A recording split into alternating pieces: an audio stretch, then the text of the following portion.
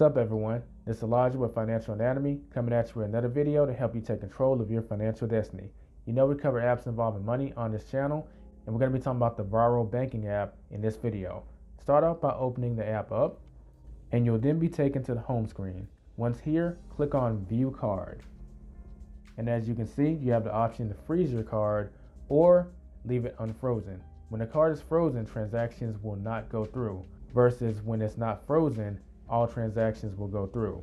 As you can see, my card is currently frozen because all my debit cards should stay frozen as a security measure for me, and when I'm about to use it, I log into my account and unfreeze it. If you want to go between frozen and unfrozen for your debit card, just click on the button that you see on the screen, and that'll allow you to toggle between the two. That does it for this video. If you have any questions or comments, feel free to leave them in the comment section below. Don't forget to subscribe if you're new. Give this video a thumbs up if you found value in it. And if you want more bank tutorial videos, check out the playlist that's on the screen right now. See you in the next video, and don't forget to get out there and take control of your financial destiny.